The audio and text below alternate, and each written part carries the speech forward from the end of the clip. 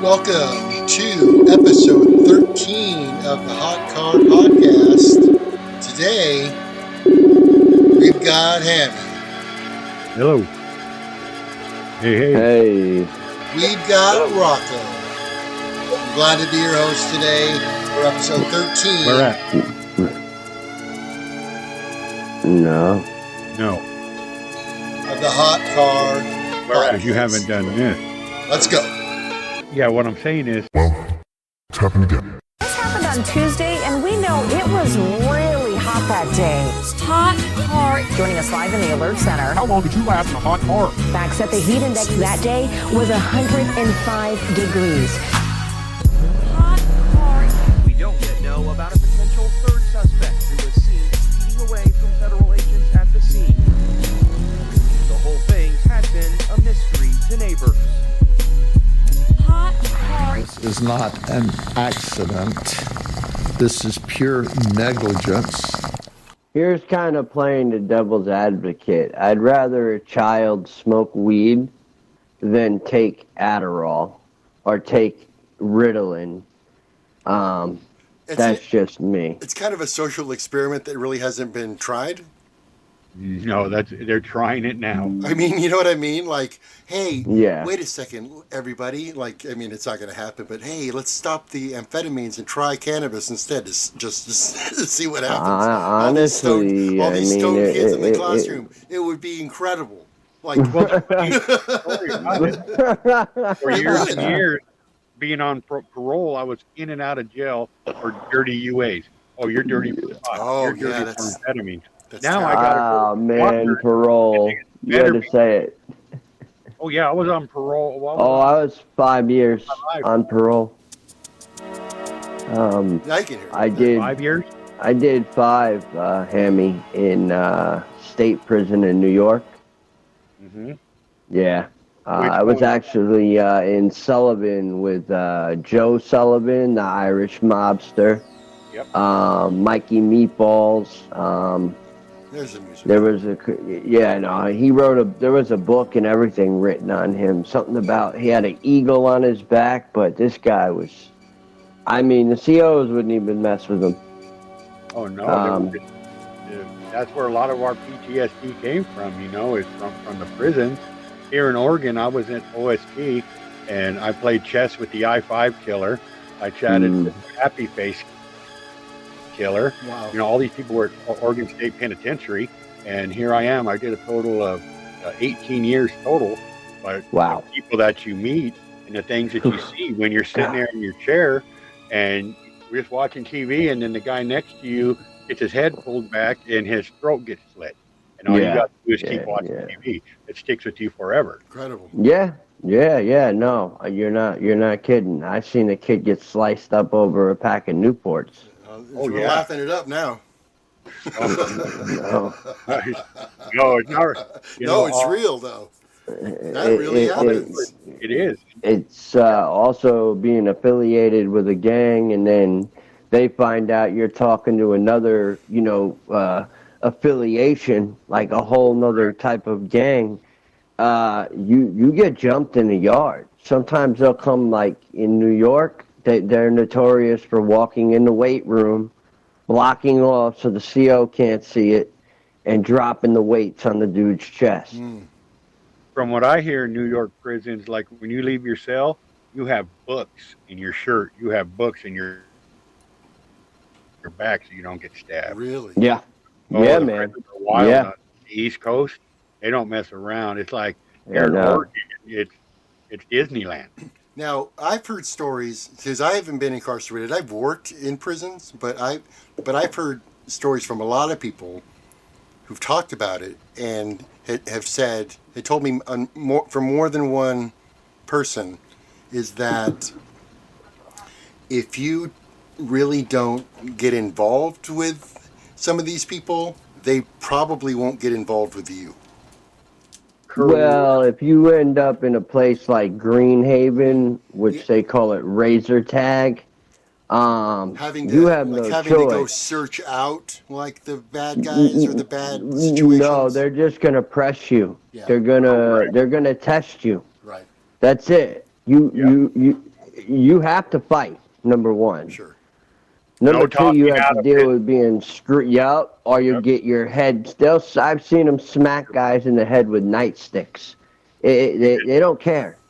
Somebody They comes up don't talking care. shit, you don't wait for it to keep going. You just stand up and you sock them in the fucking mouth. That's how it it's got to go. Got it. Are you considered the you know Like Yeah, a then the next like a liability, basically. Like if you're not willing to kind of stand up for yourself, then what else are you not willing to do? They're going to take advantage of you. right They're going to ask right Yeah, they're money, sex. But They're going to make you do all their dirty work. oh right, yeah right, because it And means it something. still happens today. Right, it's not just for fun. It Correct. means something. Monetary. Right, there's a purpose to it. Yeah, it's monetary. Everybody's got their hustle. Right. Correct. You learn to become a better criminal in prison. yep Because Sure. when Yep. you get out of prison, you learn how to not get yep Interesting. Because 80% of the prison guards are prison guards because they didn't get caught. I did. They didn't. Did the same things, but they didn't get caught. That's the only difference. You find that a lot with like people in like the criminal justice field, that they a lot of times they could have easily gone the opposite direction, and oftentimes involved with the same kinds of like criminal activities too. I mean, they just don't get caught. Right. Correct. I look at parole officers and stuff now. They're all tatted up. They got sleeves on both arms, tattoos and all that stuff. And it's like they didn't get caught. But if you listen to their stories, it's the same as mine. Oh, shit. yeah We didn't think we got caught. yeah Yeah, but that's the only thing that really counts is getting caught. Like in this But it's world. not against the law unless you get caught. You can drive 100 miles down the freeway. It's It's true. not against the law unless you get pulled over by a cop. Well, there's no law to even say so, right? Oh, man. They say, oh, you need a driver's license. No, you don't. Right. They just say you need that. You don't need to have your car registered. Have some insurance on it. But what's this registration thing? That's just money going to a state. Right. Yep, more Shouldn't your kids. right. I'm sorry. I'm having some trying to adjust the sound a little bit here. Right, because shouldn't now I've heard this before too, like this idea that if you buy a car, it should automatically be quote unquote registered for the life of the car until you get rid of it. Like that's it's registered. You own it. Like why am I paying money? I mean, what is that? Registration. What is that? It's just like a my fee motorhome. for the state to collect. Correct. It cost me over $500 to register my motorhome because they charge by the foot. Right. In Missouri, it's property tax. You get property tax here. Like, Oregon's a similar way. It's crazy. It's nuts. Yeah, high Like, property taxes. God, We don't have sales tax here, so they have to generate revenue with other taxes, like high property taxes, stuff like that. That's an interesting concept that the law doesn't exist unless the law is actually present. Well, Correct. right, but that kind of trails back to what I was talking about with these things that are still going on. Right. Even though bills have been passed, like the one bill that got passed in Missouri. Paris Hilton supposedly had that that's still being bill worked on. passed. That hasn't been passed yet. Oh no. No. I think they got one of them. I think they got something. No, with it's just, no. Let me check. I'm going to look it up because I don't want to. I did say no. I did say I something heard wrong. something. I did hear something about some kind of, I don't know, something happened. Yeah, They and the thing came about it, what I'm seeing, unless you see it on the internet, social media, or someone like us is talking about it, it's nowhere on the regular news or TV. Alan Knoll, if you type his name in, Bethel Boys Academy will come up, He's the and guy. he was on the news. Right, because he and Paris Hilton were really pressing to get this passed. That was, And I he's believe kind of like a very quiet guy. Like, he's very, like, I call it stealth, but that's because of how Christian camp turned into boot camp slash. I mean, some of these kids, you hear stories where one guy spoke about his genitals getting, chewed up by a pit bull and having to go to the hospital. It's this is at the boarding school? the Bethel Boys Academy in Lucedale, Mississippi, Okay. where Alan was. Okay. But Alan was only a young boy. A lot of those guys that came in there were very young. And then this guy from the military, or whatever it was, it's a really messed up situation. And how old are you now, Rocco? 36. 36. So I came into the foster care system, like, I'd say around the 2000s. So that's when things started really booming money-wise. And it's just catching up. That's all. It's just catching up. 1976 is when my estimate. 19. Yeah, they said I was crazy because I set the neighbor's house on fire. That's pretty crazy. Look, That's pretty crazy. Yeah, well, what it was, I was the short little fat kid. Cheech and Chong was real big, and the term lard ass was there, so my grandfather nicknamed me that. So all these people were picking on me all the time, and I didn't know. Oh, yeah. The school bell would ring, and I'd run for the gate because I was like a toy for them. I'd fight back, but they'd always win. Right. But they kept messing with me one day, and then they all left. I went next door and set their house on fire, and they gave me 265 days in this treatment program. Okay, They said I now, was crazy. real quick, you mentioned snatch kids. Okay. Latchkey kids. Latchkey kids. What I get from that, my own self, right? What I picked up off of that is, I don't know if you believe in any of that stuff happening underground, like with the military bases and, people actually being, psychologically, physically, sexually. I know about that. The latchkey kids so stuff. That's You get just, it- that's just you got we the can move key. on to that. Kid's got the key because parents aren't home, and he has to open the door. Correct. The latchkey kids were like two or three kids. They were at home. The parents were Either at work or wherever. but they were both working. Oh, I see. working, and then I the see kids would now. get off school. The oldest one would have to worry about cooking food. Okay. And then by the time the parents came home at night after work, the kids would be asleep, so they didn't have too much interaction. They were called latchkey kids. Right. And that's the era that I was in. Well, when So, I but was you're saying it? when The I government? was well, I mean, I don't really get into that too much because I have had issues because of family ties with other, corporations, and I just stay out of it. Yeah, I don't worry feel about like corporations. Department We can get of that. what the hell is it? But I've had there's Air the brain Force. part. All right. So Homeland I Security. found out the I'm information about sorry. that bill, by the way. Yeah. So that's the.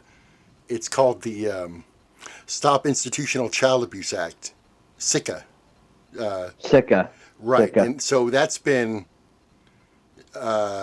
introduced, like it's a bill, and what it does is it forces these places to disclose everything that they're doing. Like, it doesn't stop them from doing anything, but it makes them tell what they're doing.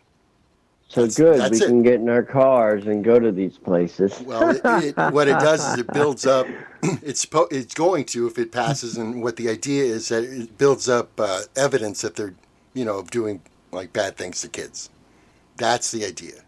That's all it is, though. It's useful, but it doesn't change anything. It just makes the places file reports. That hey, we Okay, locked so a they're kid in a going to room. be more on guard. In other words, they're going Well- to be like trying to guard themselves more. Well, it's tricky because in a lot of cases, the institutions themselves are for this kind of stuff because what it does is it shields them a little bit because they're like, look, no, we're regulated. Okay. So Right. attention, but Yeah, enough, that makes just sense. enough attention to show people that, oh no, we're on the same team, kind of a thing. I Right. did make an error, I think, because someone pointed it out. I actually thought that Provo Canyon School had been closed, but it is not closed. It is very much open. What? Yeah, Provo Canyon is not closed. They must be under a different name. Unless the lady who told me was wrong.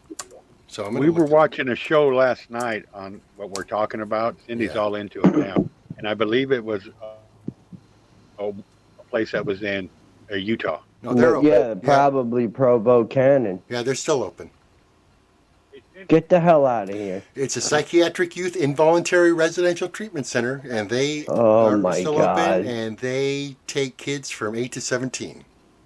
Oh my God. Kind of like Missouri Baptist. You read that? It was like 6 years old and on up for emergency and like, what the hell? Like, Yep. no. Yeah, the one that was on Something- TV last night, it was like Antelope was in the name. Antelope something. It was in Utah. Okay, let's check it out. Oh, Yeah, and the girl got out. The lady that was running it, just like what we're talking about here, the stories that you tell us and everybody else tells us, not getting to see the doctors, people getting sick and dying. yeah. But they're like still running. Oh, yeah. The Antelope School? That's why I'm really trying to shed that light on the NBCH lovely pictures they put up on the web, and people are buying into these things. Yeah, They're it's the buying into these things. Appaloosa Girls Academy. Oh, that's from that movie, Cruel Instructions. Yes. Oh, yes. We Yeah, watched yeah, that. that's a horrible movie. I got triggered just by watching it. Cruel correct, so did Instruction. Okay. Oh man, Marcus, you got to watch that one. I'm looking at it. It is truth. Okay. Cruel Instruction. Yeah, it's or a dramatization. instruction. Right. Got it. Yeah. Yeah. Let me tell you what, man. They med those when I kids up left and right. Yeah, when I was watching it, I'm That's thinking not of the name of the listening to Rocco and all that stuff, and it was just like triggering me too. And I'm telling Cindy, like, this is what they're going to say next. Where I was hearing with some of the people the confession time when you first get there. They were doing that in this place. Oh, too. you're talking about, and then they let all the other kids humiliate you? Yes. Okay, yeah. Yup. Oh, That's okay. exactly So this is the actually type based of on stuff. Provo Canyon. The Cruel Instruction is based They're on all the hand in experiences hand. from these two girls, these two women. So even they're not saying that it's fictionalized, so they're not calling it that. But this story is based on what happened to at the same place that Paris Hilton went to. Yeah, And countless others. and countless others. She just happens to be a popular name, right? Correct. And the movie is what the Wow. law thing they're trying to pass now. Yeah. There's a quote by one of the actresses. She says at the film's premiere, she said, "The troubled teen industry is no joke, and I'm so grateful this movie is going to help raise more awareness and shed some light on the things that have happened and are unfortunately still happening at these places." Yeah. to And bring you it to light. will, Uh-huh. you will She was see at a how place they called Second Nature. restrain. Yeah. You'll see it all, like how they really restrain, all kinds of stuff. Yeah, because we know the problem. It's been going on since probably before the 70s, Yeah, before I was born. absolutely. But it's like, what's the solution? How is it going to be stopped? The internet's the big part of it. That's Right. running it. Mhm. So how do we stop it? We can sit here every day and talk about this is what happened, that this is happening here, but how do we get in there and stop it? It's like an addiction. Yeah. Okay. Yeah, it very much is. It very much is. There's just so Yeah, much money. There's so much Yeah. money involved, you know, and like it's cash for kids. It's Yeah. Yeah. you know, every new student they get in or what into their facilities, no matter where it is, that just means money. And it's They're not trying to crazy kill how, them, you know. They're not trying to kill the kids. That happens. No, They die but sometimes, and terrible things happen. They just it's the fear tactic. and they're It's and a lot of times they're just pushing. not very good at it either. Like they're not good at taking care of kids. Like that's part of the No. problem, you know. So how do you stop it? I don't know. Some ideas that my group of people that I talked to about this were like, let's go after all the things that connect to it, like the transportation services and things like that. Scare people away from them, like Yes. because. I mean, you want to spend a bunch of money and give up all your parental authority to some stranger who may, you know, and you're not even going to know what's going on. They're not going to tell you the Nope. truth. They're not going to let your kid tell you the truth. Yeah. It's like, No. you know, like it sucks. You know, it's either the parents are being like tricked or the parents are like all for it, which is worse. But yeah, I don't know. I mean, because they keep popping up. Yeah, they get Either shut down way, and they it's keep popping up horrible. like the same people too. They just reorganize, rename, rebrand, Yep. and start a new facility, and you know, and people don't even know where it came from. Well, I can't wait to find out where that new Baptist children's home is going to be. Huh. Wow. What about Eric? Poor Eric, man. Oh man, you know, I messaged him a few different times, just wanting to talk, you know, about this types of stuff because of memories of certain things, of having to stand at attention, and I had so I've had some weird things come up, you know, as I've started to what I call the healing process, the process of actually seeing the truth and hearing it, not only, but I feel that people need to just, you know, give them a little bit of space. He even said in, I think, one of his podcasts, he spoke about how all the feelings came back at him, you know what I mean? And memories and stuff that he had to work out, you know, work through. Yeah. And he was just not going to tolerate people who were disrespectful. And that is, I can't be mad at him for that. Right. If people don't know, who we're talking about is a guy named Eric he's hard name to pronounce, Skwarczynski. Yeah. Eric Skwarczynski from the Preacher Boys podcast. It's I guess, described as like a true crime podcast that interviews survivors of physical, mental, and sexual abuse within the independent fundamental Baptist movement primarily. He does other stuff too, but that's his main focus because that's where he came from. He grew up in that world. Right. And they talk about like the Duggars, you know, and deconversion of deconversions of pastors, like pastors who become atheists. Interesting stuff.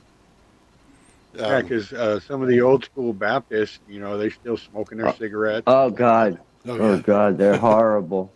They're horrible. Well, you know all about it, Rocco. I mean, you're the one who has that I truly, unfortunately, yeah, I do, and it has ruined a lot of things in my life. That every time I try to go back to certain, you know, things or try to work certain things out, something always jumps in my way. Right. And yeah, it's like the trauma kicks in. Or it could even be a bonding thing, you know. I spoke with a kid that was actually in the program with me, and he believed in restraints. He believed in medication. He believed in this stuff. Yeah, but who told him that? And Somebody had to teach him that. right, but I'm just like, dude, no, that's not how. No, that's not how we're supposed to do each other. No. Right. He's like, well, if you restrain them right, I'm like, dude, there's no right or wrong way of it. It's abuse. Correct. So yeah, October 19th, 2023, just a few weeks ago, the New York Times wrote a big essay, "The troubled teen industry offers trauma, not therapy." And that's it. And yeah, I mean, people are becoming those more aware of places- this. They really are. Yeah. And that's really, I think, the way to, And just slowly but surely especially in the get foster rid of care this. system. Just here in Oregon locally, you got families that are working their asses off to buy houses and get all that. But then you look at people and they got horses and they got all these new toys and stuff. And then you find out that, oh, they take in foster kids. Well, wait, Yeah. they have toys? Oh, man, here in Oregon, there's Okay, they're not Baptist? No, like, no. They're not. No, this isn't okay, yeah, religious, because Southern Baptist, you necessarily. don't have toys, TV. Yeah, and this is for You don't have none of that. None of that. You have a King James Bible. Yeah. We're not talking about that though. Not in Oregon.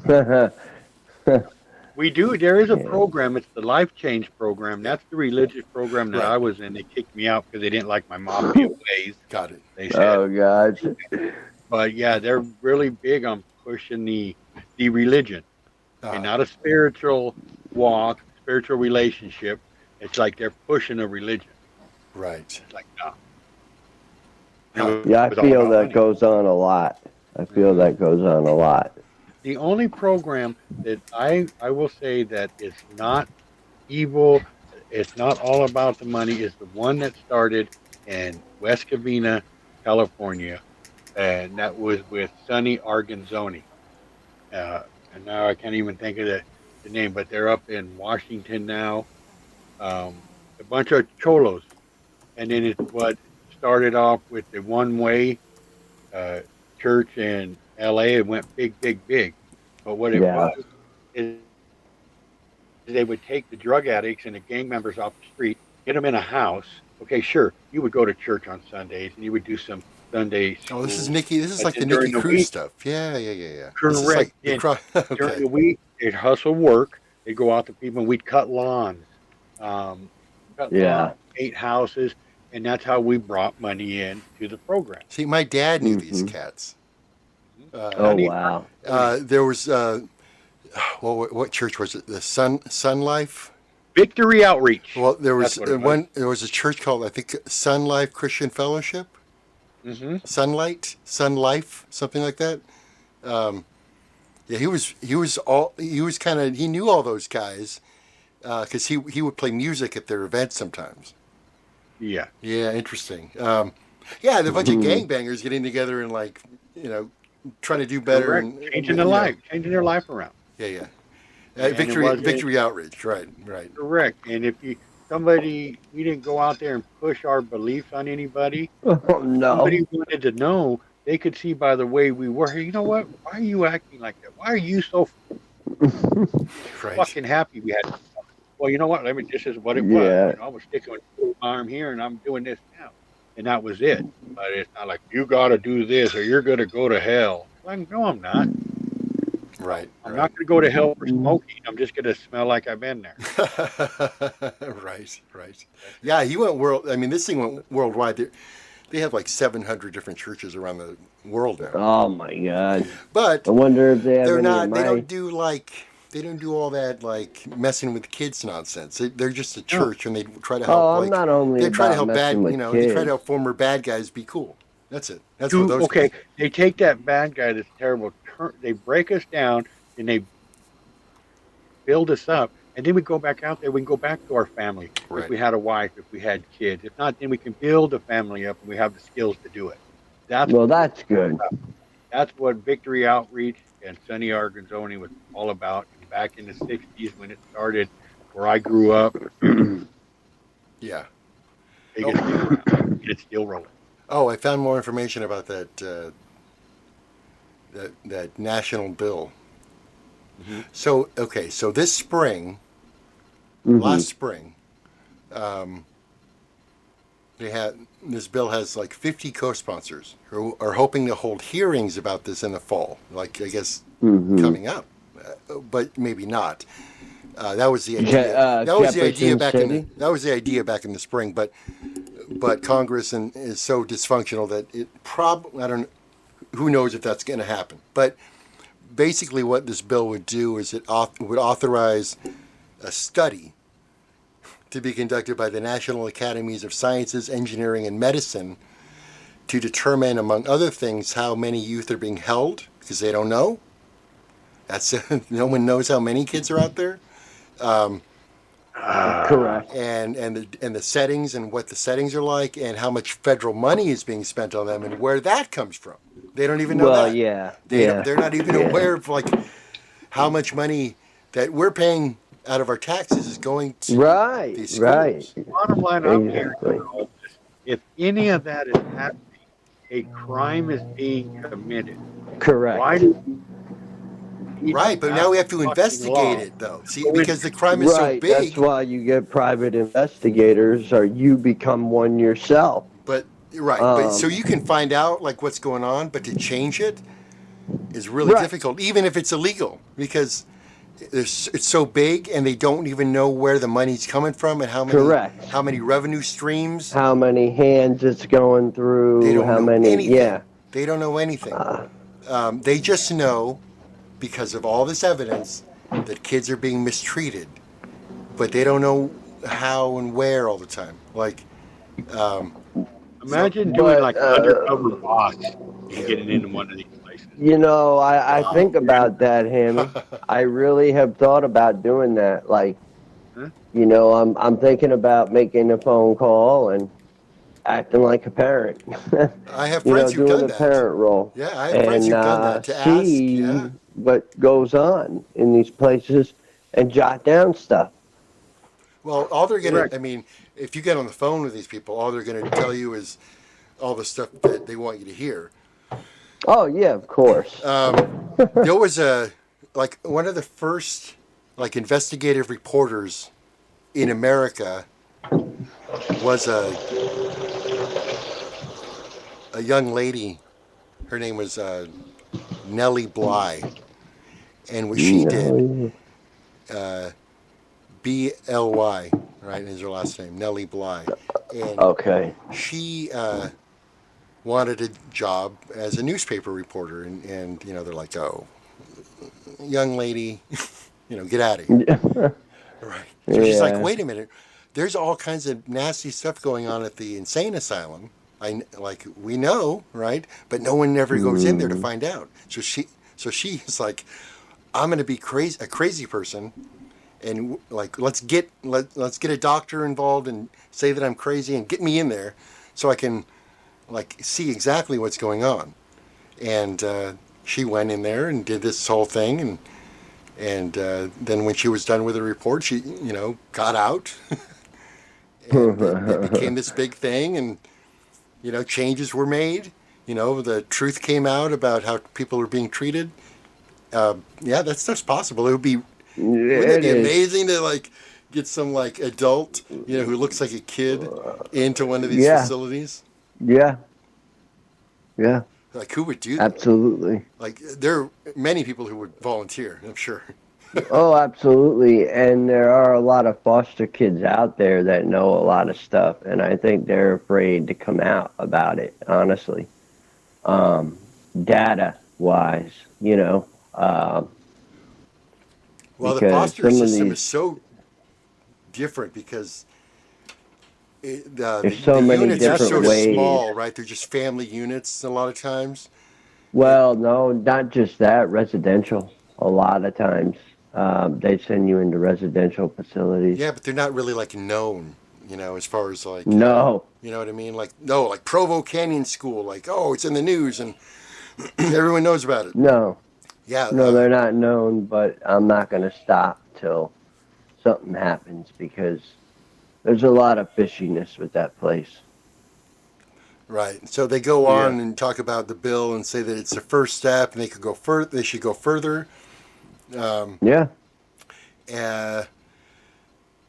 Historically, the Senate has opposed new regulations, especially those that would allow civil lawsuits against the businesses for harm done. Like they don't want it. They don't want to like add that in. You know, they're like, oh well, we got to protect the businesses. Like even if there's some bad stuff going on, we don't want these people to be able to sue. Some people are supporting the corporal punishment and schools and religious organizations as part of what they're calling parental rights. I remember my ass in junior high school that I got 2 swats and you had to sit on that bench. My mom would gladly sign that paper back. Oh, wow. Yeah, but how far do you want to go with it? How far do you want to go? Because these institutions will take that and run with it. The only people, if anybody's going to whoop anybody's at the parent. Well, that's what they're saying. They're calling it parental rights. People up here, but sometimes you got to whoop a child on it. But they're calling them parental rights. Like I'm going to assign my rights over to you. Now you can whip them, right? You stranger over there. Now you get the chance to whip my kid because I gave you that permission. In the 60s and 70s when we were growing up, it was kind of a respectful thing. All the adults were friends. We all knew each other. Street lights came on, and then we had to be home. But we knew that when we went to the neighbor's house, that our parents already told them that if we were out of line, they could whoop our ass. Yeah, but that's not a stranger again, though. That's not a stranger. That's someone you know. That's someone that if they went too far, you would be able to do something about. You're not going to be able to know who's hitting your kid at the school. They're not even going to tell you that that's happening. No, because that's like when I got my hand busted in the juvenile hall in East L.A. Oh, boy. Guard, they didn't call nobody. I sat in there for hours before I even got a cast. This was 78, 79. God damn, we're bringing up all kinds of shit that I haven't thought about in years. Right. So there is some concern, like I was saying, some survivors are worried about that this law, could legitimize the programs even further, which would point to what, like I said, the institutions would say, look, we are now federally regulated, even though there's little enforcement. And the organization, it's called the National Association of Therapeutic Schools and Programs, or NATSAP, which is the regulatory body. The whole board of that group, they're all owners and operators of these schools. So they're regulating themselves. They get together once a month for a powwow meeting. Oh, So they're endorsing the bill, right? So they're endorsing this bill, and so that makes people concerned too. Why would they be? Why would they want more regulation? And to some people it feels very soft, because the industry is like harmful.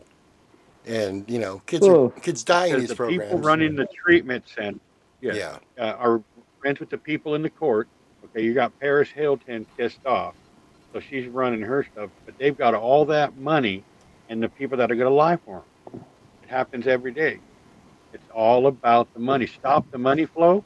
Stop the government giving them money, and stop all that money coming in, and see what happens to their treatment center. Right. Right, because if it was just the rich parents, correct, yeah. And Victory Outreach been running since the '60s, and they're still running today because it's not about the money. Sure, you have to earn, you got to get some food, you got to pay for utility, but it wasn't about the money. In these places, it's all about it. You take that factor away, boom, they don't have no treatment center because nobody wants to be there. Then you put Hammy and Marcus in there, okay, who have. I've been there, done that. There's nothing any kid or you today can tell me that, they done this. No, dude, I've done it all. This is what's going to happen to you if you continue on that fucking path. Yeah. Yep. Yeah. Yep. There we go. It's coming out. I tell young kids all the time they don't want to end up in these places. Well, it's just even in our town right here. Okay, the adults are letting them run amok. Sure, they have the choice to do whatever they want, but just to sit back, oh, they're no good. They'll never amount to nothing. They said Yeah. that about me, Mm-hmm. and they were wrong. So, Yeah, no, yeah. That was one thing I hated coming home from foster care, having to live with my mom's. I didn't even know it till we got to New York. But she said, oh, by the way, I live with Jeff, her boyfriend, that I got into arguments, like, in my younger years before I got sent to my father's. But he was very abusive, threatened military school, all kinds of stuff. Was going to send me to Provo Cannon. I think I was like 13 at the time. Yeah, maybe you would have met Alexi. uh-huh. He didn't go there. No. He went to a different place. Oh, look, yeah, all of these places popping up is just, and people are popping out and they have stories. They're huge too. These places are like giant. They got like 500-600 kids in some of these places. Mm-hmm. But I also think that there's a lot of underground. Yeah, the horror stories run hand in hand. Mm-hmm. Kids haven't met each other in their lives, hundreds of miles apart. But they come out of these treatment centers telling the same story. Yeah, it really is true. They're very similar stories. Correct. And they're Like all the different Bible. kinds of places too. They're religious. They're not religious. They're small. They're big. But every time it's like it's all about like isolation and locked rooms and quiet and getting permission to speak or getting permission to do anything, like to walk. Yep. May I walk? You know, kind of This stuff. one Like, show was like, did I give you permission to cough? They gave me a Girls cup of coughing up blood. meds. right. Cup of meds.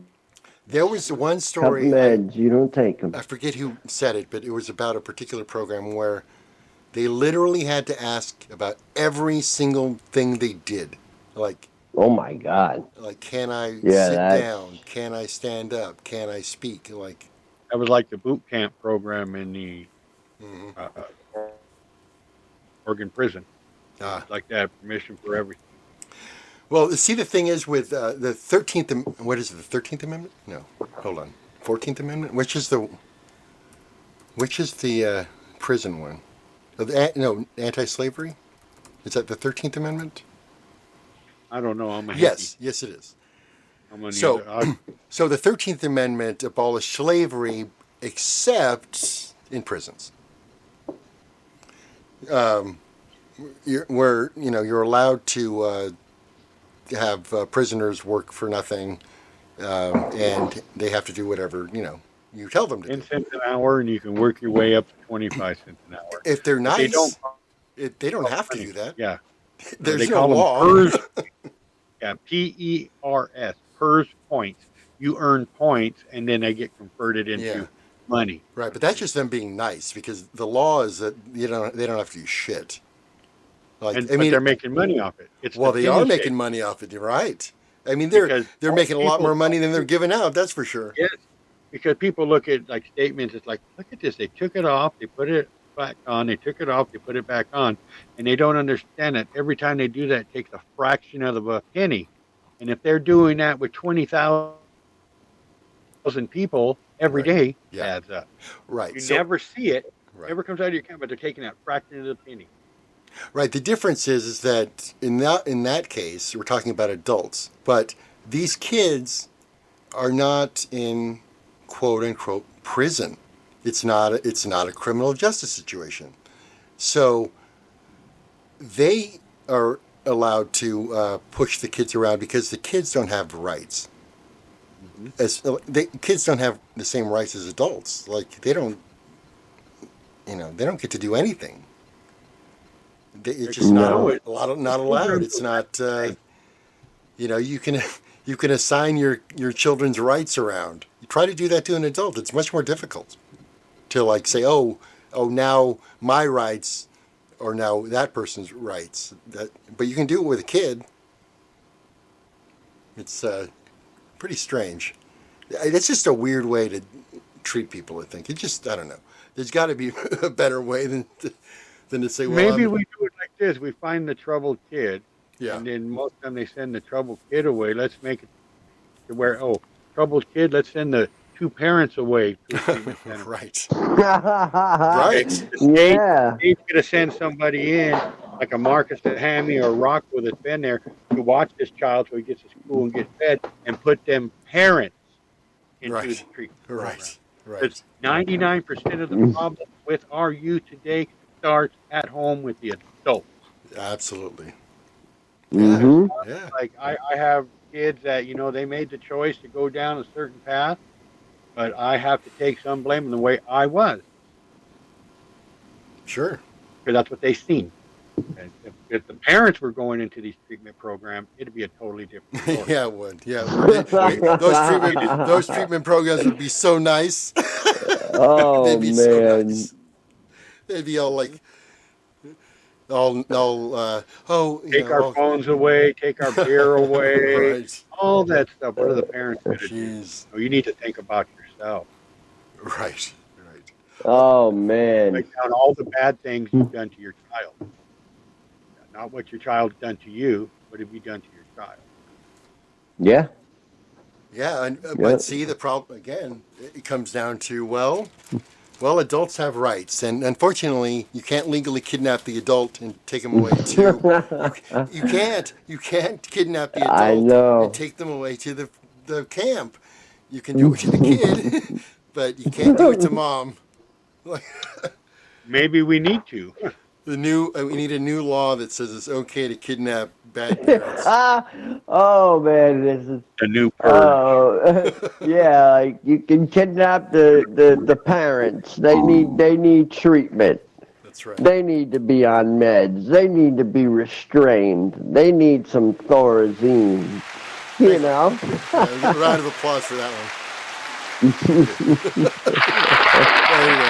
Definitely. Wow, man, it sounded like a flock of birds or something. What about,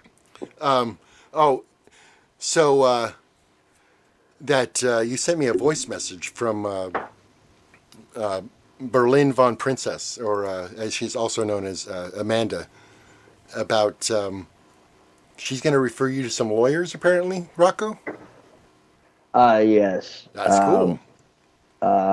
Yeah, I've been very respectful of her boundaries. Sure. She even wrote a post somewhere saying that old men are contacting her. I'm going to read it. I'm going to read it right now. What the hell, man? I'm going to read it. So she's been involved in, if you don't know, and people generally don't know, but she grew up with two parents, Boyd and something or other householder. Stephanie, I think. Stephanie. Boyd and Stephanie Householder, her parents ran this place called the Circle of Hope. It was a religious, girls-only, residential, home and school and all of it. But, they just mistreated people for years and years and years. Horrible stuff. Horribly. It all came out. Her parents are headed for prison because of it too. This is very serious. But it took years and years since 2020. She's been working on this stuff, and it all came out. She's in this new documentary, and she is going to be, fortunately, it looks like, financially taken care of. I don't think that's happened quite yet, but apparently that is also in the works, which is great because, she grew up in this. Her parents did this, and so she was also kind of forced into victimizing people too. Yeah. She had to victimize people. Like she had to go after people and stuff. And be bad, and it's terrible. That's hard to deal with. I spoke to a few survivors about that. Meeting somebody, you know what I mean, like that used to be horrible to you in a program, but then you meet them on the outside and you become friends. There's an understanding there that it was that there was really no choice. Exactly. So she's been doing this for a long time, and her phone, she says, my phone, email, social media have been going off nonstop since we went public in 2020. A lot of supporters letting us know they see us and are people who are in similar situations and need help. So we help them by getting them into contact with their state's government officials, etc. But the majority are creepy old men that think it's okay to hit up trauma survivors and just be nasty. I'm seriously about to make a TikTok on just those creeps. Lamau. I think she should. She should call those guys out. Yeah, man. Because you know what? I give her all the credit. I give her a lot of credit because speaking out on something like this can be very dangerous. Yeah. So if you're some guy and you think that there's a cute girl in a documentary, and especially, come on. Let Us Pray and documentary. I believe she's in a relationship, that's totally disrespectful. Either way, you're watching a documentary about abuse in this religious environment, and you want to like hit them up and say, "Hey, let's go out and be intimate or whatever." Come on, and it's not even that polite. Come on. No, it's probably beyond that. So we're three old men, and so to speak, and we're not doing that shit. Don't do that. Don't do that. There are plenty of other less vulnerable women to approach in your stupid way. Like, what are you doing? Yeah. That's part of the problem too. That's why this shit goes on, because there are people out there in the world who just don't give a shit about how people like this horrible. Is true. Look at Seth Green. Horrible. Right. Oh my God. Every time I see him. What happened? What's with Seth Green? Well, Isaac Cappy did an interview before he supposedly took his own life, which I don't believe. He said that Seth Green told him when he came into Hollywood that if he was not into pedophilia, then Hollywood was not the place for him. Really? Yeah, Isaac Cappy spoke about this stuff. I remember find him. Huh, interesting. Well, Hollywood is a nasty place. Oh, God. It's where everything started movie-wise. Sure, back east we had stuff going. But then when Law started, and then you had the Kodak guy, whoever was building the cameras, wasn't getting his royalty no more. The guy moved to California, and that's when Hollywood started. And the porn capital came in. Yeah, my buddy Mike Coyne, everybody, Mike Coyne. What he likes to talk about is the people coming to Hollywood to become to make movies, and then they get here and they do make movies, but it's not the kind of movies they thought they were going to be making. They get involved in the legitimate movie industry where they make tons and tons and tons of movies all the time, and that's porn. Yeah. There we go.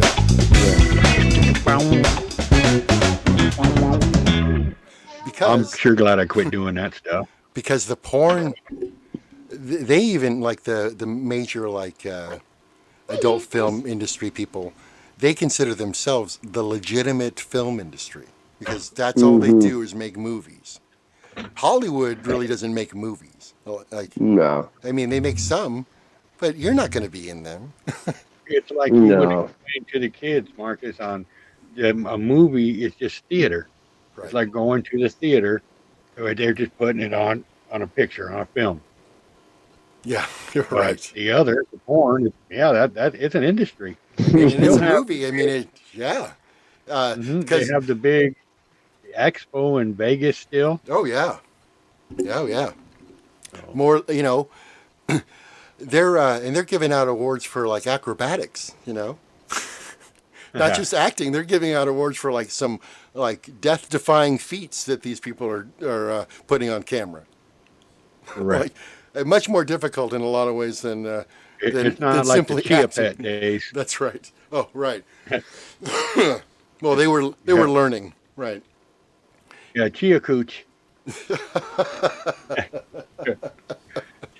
Chia.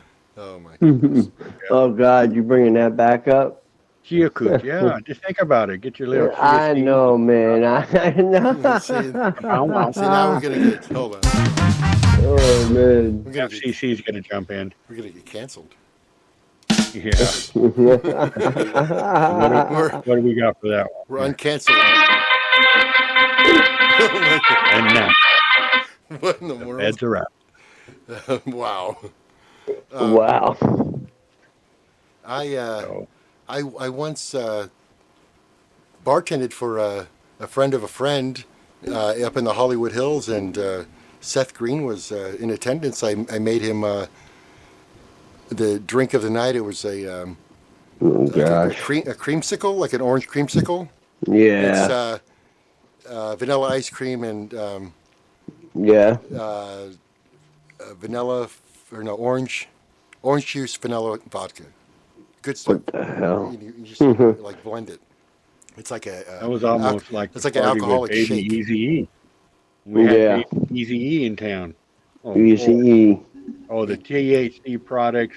One of the sponsors came up and they just had this big old bag of THC products. Oh yeah, and they it's did. just like handed it 5-gram joints and stuff. And oh man, yeah, Baby Eazy-E. That was really good. We really pulled that off. We did. That was cool. We did. Yeah. With everything. We Pulling produced that off, a pulling rap off the concert. Southern Oregon Blues Yeah. Festival. We Well- got that one pulled off and in the record books. That went great too. Yes. Wow. Yeah, Rocco isn't aware of that stuff. Oh no, he doesn't know about that one yet. We It's like any situation, it gets rocky and hectic, but it all worked out okay in the end. Right. ended up needing right. a I nap after it understand. all. And it Yeah, needed a nap. big nap. Well, I've been pondering on writing a book called Surviving MBCH. Yeah. I've been pondering on that thought. Yeah, actually. I was thinking maybe surviving WIFE. Surviving what? WIFE. What's that? White. I know. Yeah, it is. This surviving 30 years, I think. 30 No plus shit. years probably married. I'm not dead yet. Wow. That's amazing. So what's the real Oh, reason yeah. we don't hear from Seth Green anymore? Yeah. I don't know. He is could all be that in a stuff? jail cell. Where- No, it's just like you can piss people off so much, and then you get to a point of that was just too much. You went Right. overboard. No, and they were saying this back Back. in 2017. Where's Seth Green? But 2017 ain't shit. I know. I was born in 67. Sure. Mm-hmm. I can tell you back in 1973 when we were back in East LA with the barbecues with Santana in his backyard. And I'm just this little punk kid sitting in the back not knowing who the hell this guy is. And my parents are over there Uh-huh. eating tacos and drinking beer. And there's Carlos Santana.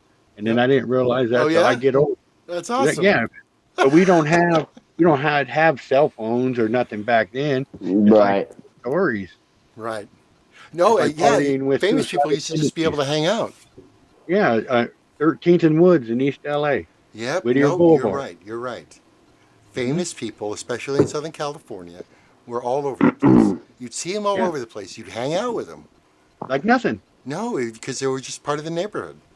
Van Halen was going to every high school, Oh, Mount yeah. Wow. High School, Mountain View High School, just going to their little stage in the center of the school Right, and right. playing music. Sure. And We they had started Quiet out- Riot Oh, and all them people going to Magic Mountain playing all them shows for free. Oh, yeah. Yeah, we saw Ice-T at Knott's Berry Farm. Yeah. That was cool. Yeah, that was when it was the cop song. What would No, Killers? wait, no. This was 1986, dude. He was This still was rapping. 6 in the morning. Prior to that, even. This was like Colors era. Gotcha. Yeah, you remember that movie? Of course. Yep. You did. Yeah, Colors. he's like, Colors. he's like, I lived it. Yeah. He's like, no, I lived that movie. Yep. Interesting. Yeah, I'd like to. We should definitely start expanding out, and talking about stuff like that, about entertainment, about Yeah. interesting things that go beyond, because you can only talk about TTI and foster care for so long. Right. No, I'll just give like updates and stuff on certain things because I am going to be giving those lawyers definitely a call. Well, Rocco, you told me that you on the side you rap a little. I do, but I don't really anymore. I kind of laid back on it. It's something I want to try to get back into, but like, I don't know. I've lost the taste for it. I really have. Maybe that's your door to get the kids that want to talk but can't. You could be that open door for them. Yeah, but there we go again. If it's like, I mean, I could rap about the stuff, but then it's like some of the lyrics could be a little too, like parents having problems with some of the lyrics. Yeah, so YouTube banding. Because talking about like what's really going on in my head, my thoughts, like I when I do that type of music, I want to make sure a message comes along with it. Like kind of like the kid sitting on the bed and what he's really thinking inside. You know what I mean about doing something new. It's all how you do it. Think about it. You just art. wrote the song. We just recorded all your words. We can take them words and put a beat behind them. That's funny. That's true. It's like that's what's in my head. That is true. You could be the vessel. It'd be the voice of the voiceless. You have your story and you ain't scared to tell it.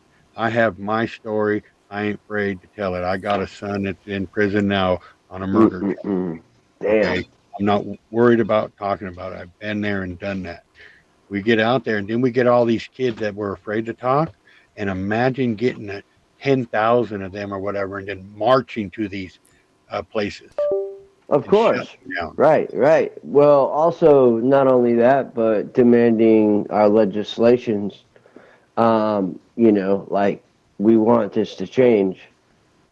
Yeah, a brother of mine. Like, go every day and bug the hell out of them. So yeah, Aben Griffin, he passed away, but he was with Ralph Nader with Damn Yankee back in Maine when they shut down the nuclear power plant. He was the drummer that was drumming on stage when they shut that place down. Holy crap. We can do the same thing. Music is going to be the key to drawing everybody. Nobody wants to really hear us talk. Nobody wants to look at our ugly fucking face. No. None of us have a body. Music brings a whole other tone to it. Yep. And it could already be recorded. You could sit there and nobody could say a word and just play music. And it's going to change people. You can take drums and you can get to people. Getting to them kids so more of them speak out and they're not afraid. And if they are afraid, they can look behind their shoulder and they see me, you, and Marcus. Okay, I can do this. And then we look behind our shoulders and we got our 6 people. And then those 6 people look over their shoulders and they got 12 people. Oh, yeah. And it's just going to grow. We got DJ Wyatt in the house. He got off the school bus now and he's just looking at this equipment and just wants to get online. Oh, wow. He's learning the equipment. Let me tell you what, man. He'll learn quick, too. You might be making some increments. Hey, what's up, man? How's it going, Wyatt? Hey, say, how's it going? How's it going? How are you, Wyatt? How are you? Here, put these on. Put these on and talk to them. Hey, I'm doing. We have a special guest. Young Wyatt is on the program now. Hey, Wyatt, how's it going? You there? Good. Oh, good. What's going on? Talk. I'm standing by my papa. Uh-huh. That's all? Yeah. Okay. They are at school. All right. Hey, I found a, you remember I was talking about where's the troubled teen rap? Because, like, and I don't know. Well, I mean, I'm kind of with you on that yeah. too, Rocco. It's like, is it like the best subject to like, I don't know. Yeah, because it can get very volatile. Like, it can get, if you really put all your feelings, your thoughts, and Like everything into it, it worse can get than, very, like, yeah, like worse, triggering too. Yeah, sure, like worse than, I don't know, stories from the street or whatever. Worse. Much You worse. just gotta be careful with it because it's like, rap just has it sucks to say, but I hear a lot of independent rappers trying to speak positive, but it's like their flow doesn't change. Right. Nothing, you know what I mean? Nothing is changing. It's just the same flow, just a different song. Well, I give them credit. Some of them can write. They can. Sure. But then again, it's like the positive rap stuff doesn't really get. You saw what happened with the MAGA crew. Right. Where did that go? That didn't go far at all. Right. Hey, so I was looking for music. I found this band, I guess, called Piss Charge. Like one what word. the hell? PISSCHARGE. And hashtag TTI. It's music, and I've never heard of it before, but it's regarding the troubled teen industry. I'm going to play it right now. The song is called Troubled Teen Industry, I guess. Or no, that's the name of the record. Here we go. Let's hear what it sounds like. Wait, I'm not. Oh, hold on. Oh, let me do it the right way. Actually, and do it properly and actually plug the thing in the right way. See, I love editing. Yeah. Editing's a great thing. We can. Luckily, it is. most of the time, I don't have to hardly cut out anything really.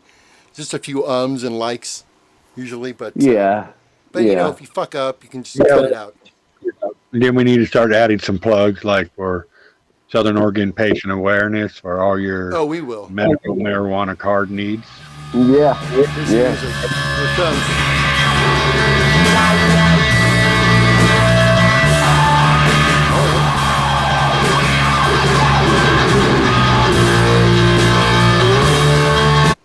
What is the troubled teen industry, and why should I care? I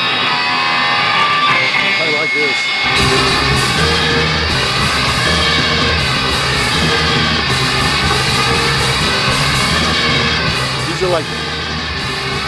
These are all like Can't 1 hear minute. You can't hear. I know you can't hear it. No. These are all like And 1 minute what's the songs. name of it? What's the name of it? Piss Charge. Piss. Yeah.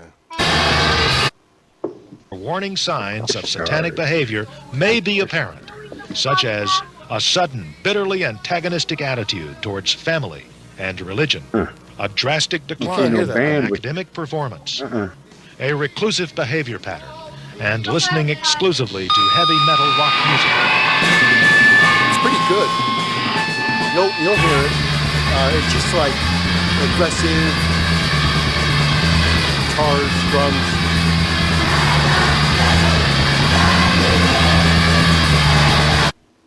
Antipsychotic medication I'm just going that through works the by songs. changing They're the very effects short. of chemicals in the brain. The drug is used to treat How certain old is mental this and mood album? disorders such as schizophrenia, bipolar disorder, and also behavioral disorders or irritability associated with autism. July 2023. Oh, wow. Not too long ago. No, 9 years on this one. And Okay. Said baby still looks alive, doesn't he? I mean, he's happy, he's excited. He knows what's happening. His mohawk's a little messed up, but he can handle, right? I'm gonna give this guy a plug. That's cool. The roof. Hits the ground.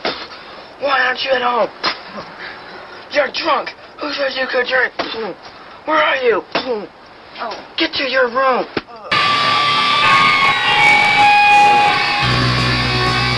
Ramble.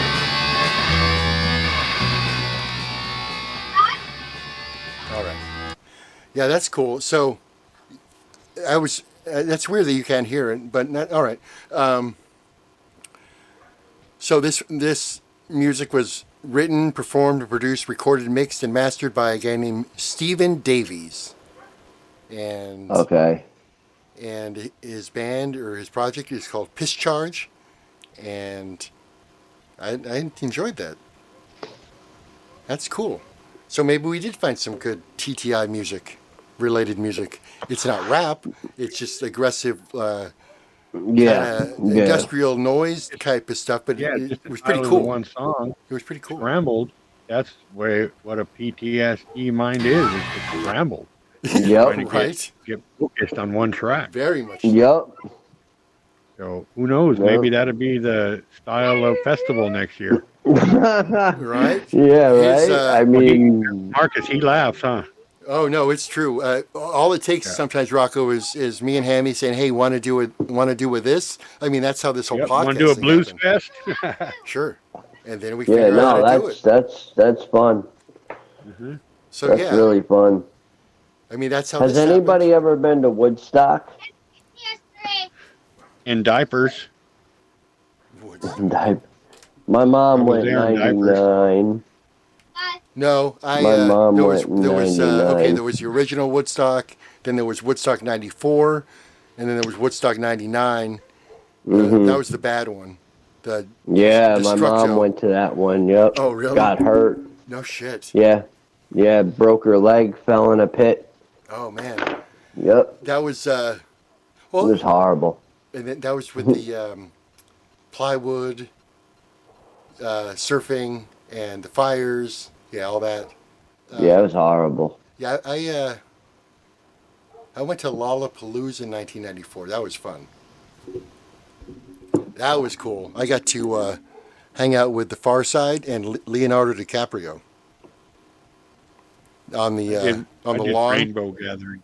And we got to smoke out, and Leo was excited about this movie that was going to be coming out in like 6 months called Titanic. Pretty cool. No, that was 97. I don't remember. That stuff goes so long ago that like you think, oh yeah, the 90s, and like, oh shit, that was like 30 plus years ago. Right. And now we got right. Damn. Yeshi Yearwood. There's Sim. Wait, who was his name? Sim McGraw. Yeah, Sim McGraw. And Ishi Yearwood. Ishi Yearwood. Mm-hmm. Then you have 50 different Elvis impersonators. Right. The one at the Grand Victorian, who was there last year, was terrible. Like the worst Elvis ever. That was the consensus. The Sinatra guy was cool, I guess. I'm going to say, yeah. But the Sinatra guy brought the Elvis guy. Family event. Yeah. But most of the family older events like Pioneer Days and Candyville and all that, they pay for all these cover bands and lookalikes. Oh, yeah. And it gets me. It's like you're paying $4,000 for somebody to sing karaoke. Right, and they may not even be very good. I don't get that. But they're playing that song, I know. No, most of them aren't. That's it. That's the only thing. They're like, oh, they're playing that song, I use my voice box. You gonna change your voice? What are some of the things that you can do with your little unit there? Somewhere over the rainbow. I like that one. Yeah, that's cool. You should talk like that. We're like,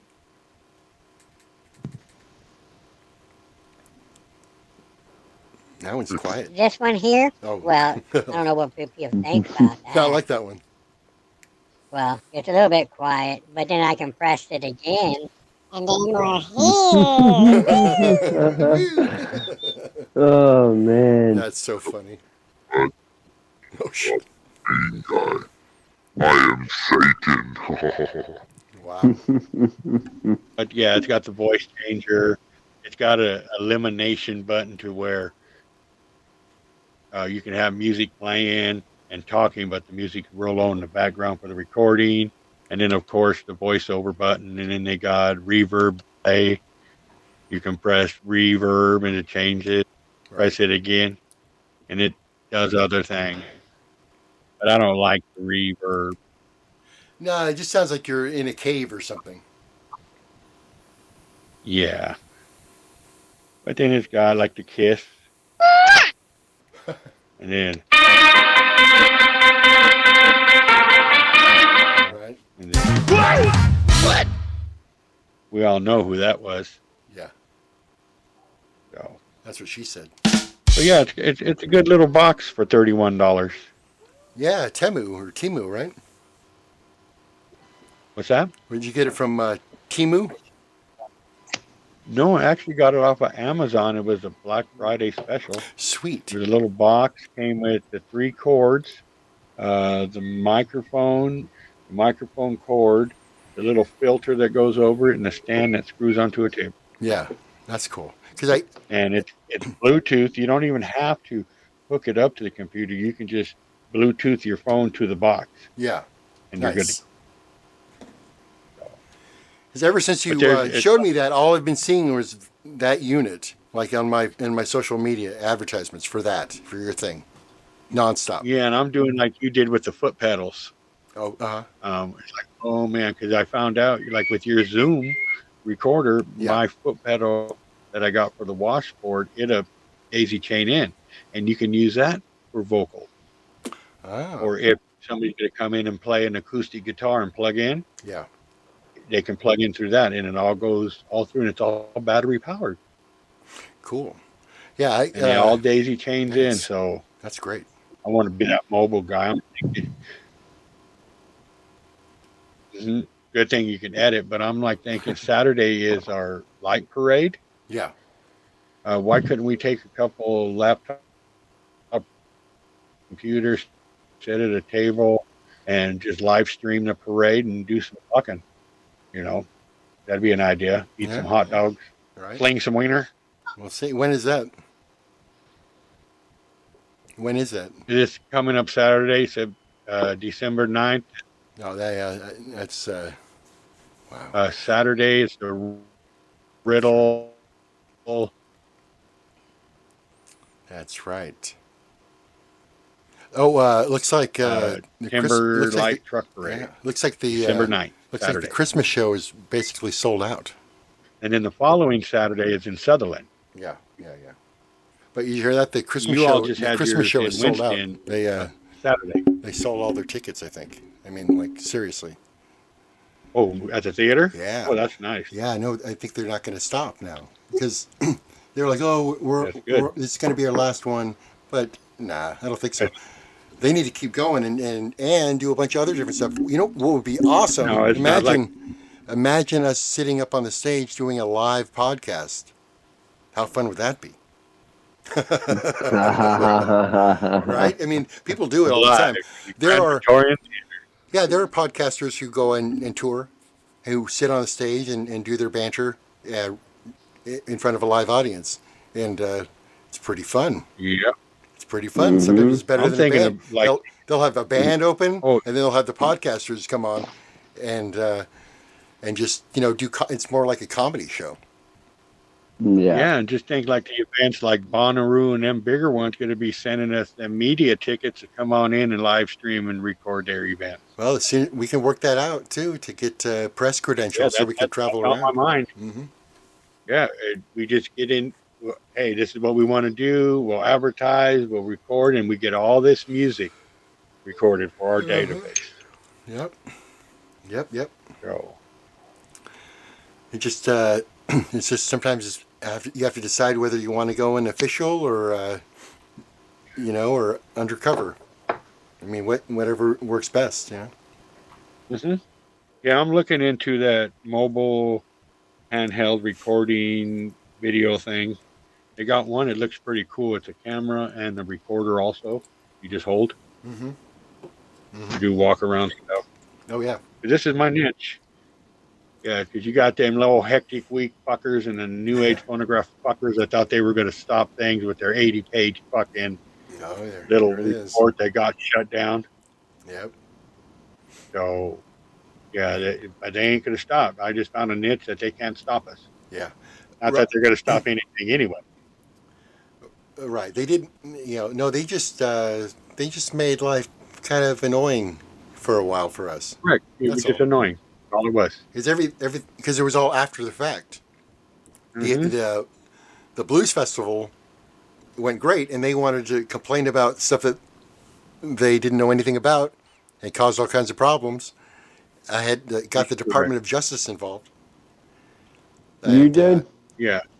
And I was never worried about it. I was just like, you got to be kidding me! Like, what's that, Rocco? Department of Justice. Yep, their charities fraud division. Oh wow. Yeah, and so I was on the phone with this forensic accountant, and she was like, "Okay, I need these documents, this and that and the other thing, because we have this four anonymous complaints that came in, and we are obligated to investigate." It's like the cops, right? You get a 911 call into the cops, they have to show up at a certain amount of time, or they're in big trouble, right? You've got to go. Yep. Non-emergency calls, they can take their sweet ass time, and they don't necessarily have to show up. But in this case, they're complaint based, so they get a complaint, they need to do an inquiry, And I was on the phone with this lady, and basically we were just laughing, and she's like, it's a shame that some people have to be total assholes. That's what she was telling me, because ultimately what we found out with the state is that Hammy and I didn't do anything wrong at all. The issue the only issue was these people coming into the middle of a process that was still going on, this production, and interfere with it so badly that the charitable organization denied the funds we wanted to send them. These people scared this charity so bad that they said, "Oh, we can't take your money now." Oh my God. And then the accountant lady that I was talking to with the state said she hadn't heard of that before, which is crazy. I'm like, wait, you've never dealt with a case where the charity said, "Please don't send the money." She said, "No. They always want the money." What do you? And so we had to work out the situation where the state of Oregon had to sneak the money to the charity through their own trust. Like, I sent the money to the Department of Justice, and the Department of Justice sends the money to the charity. My gosh. Yeah, it was just a big waste of time. And and they were trying to damage our reputation and saying that we were, not paying people, or basically stealing the charity money, which was never true. But it made the paper. These allegations came up in the newspaper, and I had to, talk to a reporter, give my side of the fucking story and all this stuff. And a few weeks ago, because the festival was in the middle of July, and it was 2 or 3 weeks ago that it was finally completed, like the aftermath.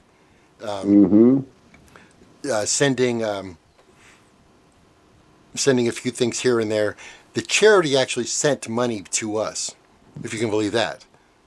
We got a check from the charity that denied taking the money. So whatever they thought they had on us, they were totally mistaken. And anyone who wants to know kind of what really happened, I mean, it's a very simple story. These idiots just got involved when they shouldn't have and caused problems. That's it. That's the whole situation. Seems that way a lot on the internet. Oh, no, this was not on the internet. This was like live in person, in the community of 5,000 people that I live in. Yeah, so it was like, oh shit, like they're trying to blackball me from where I live. Yeah. If it was in like a big place like LA, it wouldn't even matter at all. No. But in a small community, people are like, oh, well, I heard that you were this or that. And I'm like, who said that? When is the Trump trial? They're happening, I think they start in March. March? There are 4 of them, too. Yeah. Oh, man. There's a lot of Trump trials. There should be a lot of comedy involved, I would imagine. Yeah. I mean, that's going to be interesting. This is probably the best time to start doing a podcast thing because of the political season coming up too. It's just going to be nuts, and we can have a front row seat and comment on all of it too, because that's what it kind of feels like, because this production will get more popular. It's already happening, and as long as we keep on putting out interesting stuff, we will continue to get people who want to hear our dumb old asses. I mean, Hammy was, I think, wrong. He's like, no one wants to fucking hear us. Well, yeah, they do. Yeah, they do. They do. They just don't know it yet. Yeah, there's so much to it. There's so much to it. It's, we want to do something different. What do you feel about that whole bill? Oh, what do I feel about it? Yeah. Well, I've changed my mind a few times. Interview with Chelsea. Remember what Chelsea said in the interview about that? Yeah, well, my views have changed a little bit. At first, I was like, well, that's weak. It's not that great. I still think it's not that great, but I think it does serve a purpose because it does require that reporting of at least kind of some idea of what's going on behind closed doors. Well, yeah. That's it. Absolutely. I mean, that's all it really is. Where's the money going? I mean, where's the money coming from? Where's the money going? Those are good things to know, but it should be much more than that. It's pretty soft. Yeah. Yeah, that's my views on that. And I'm definitely going to give those lawyers a call. All right. Yep. Hammy had to go. He lost his signal because he also lives out in the backwoods. Yeah, he's in the woods. He is kind of in the woods. Well, Southern Oregon is pretty rural. It's yes, it's beautiful, but man, some of these people out here, they are something else. I'll tell you. You think that Oregon would be like kind of hippy dippy. Missouri is a little bit of a weird place to live too. Yeah, you would think that Oregon would be kind of hippy dippy, kind of liberal. No. Very, quite Trumpy actually, which is weird. I find that to be strange. Because those folks, man, they got a screw loose. You really do. Yeah. Like, how could you like that guy? I don't get it. Who? Trump? Who, Trump? I mean, come on. He's funny. He's funny as fuck.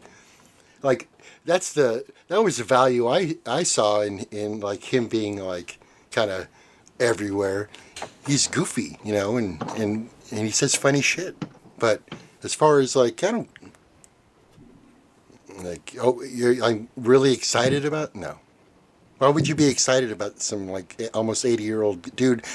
Biden too, like all of those motherfuckers. Like, get the fuck out of there, like clear. give it a rest, man. Like, yeah, really, there's going to be a lot of political podcasts coming up. Oh yeah. Because there's so many people out there with so many, and it's like the changing. Like, they'll be a Trump fan for a few years, and then they turn, Right. Yeah. It's just weird. It is weird. It's like whatever way the wind blows is kind of how people It's what they go with. Like they don't have any like solid like thinking of their own. It's like, oh, whatever that guy thinks. Okay. All right. Well, it's all a cult. That's true too. Yeah, definitely. You know, it's our government is so messed up. It's beyond, I think, repairable. Right, in so many ways. Just like, you got to be kidding. I mean, now they're using electric shock on people again now, and I think Massachusetts. I think it is Massachusetts. Is that right? That's what I heard. Something like that, somewhere in that area, New Hampshire or something. I was like, "Are you kidding me?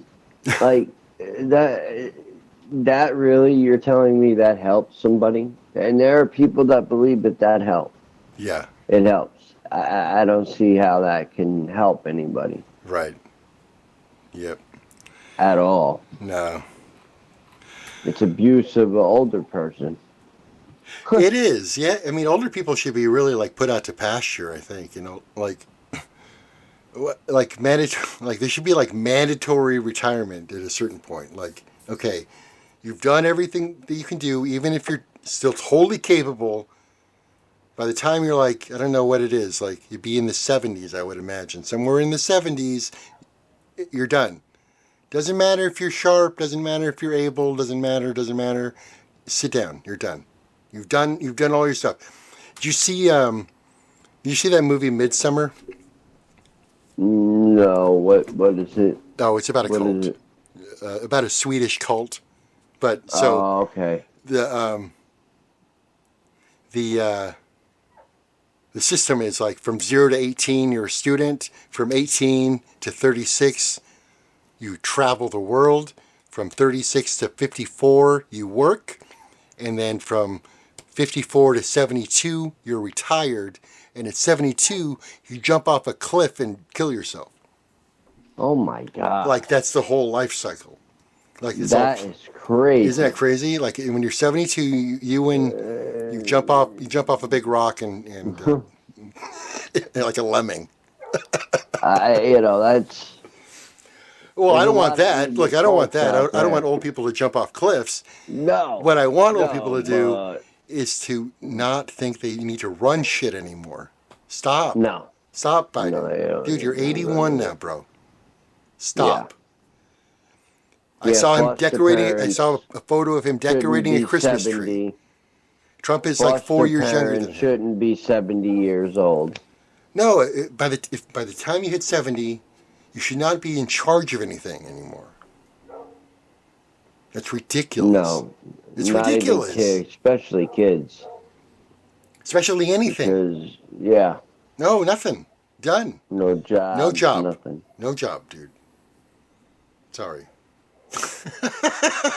Like what do you think you're gonna do for the last 10 years of your life? Change things, make things better? No. Right. No, you're dying, dude. You're dying, and you should enjoy yourself. That's what retirement is all about. That's why they give full retirement benefits at 67 years old. Mm-hmm. Right. Prior to 70, by the time you hit 70. You might be super healthy and great. You might be doing fucking great. You might be like surfing. I don't know what you're doing. You're doing all kinds of cool shit, but you're not running anything. That's for sure. Right. That's it. You're just enjoying your life. Yeah, and your family, and your son is running stuff. Apparently, I don't know. I don't know what's going on, but I don't think old people should be in charge of anything. Old people can get mad at all they want. What are they going to do? Chase me? Are you going to run after me?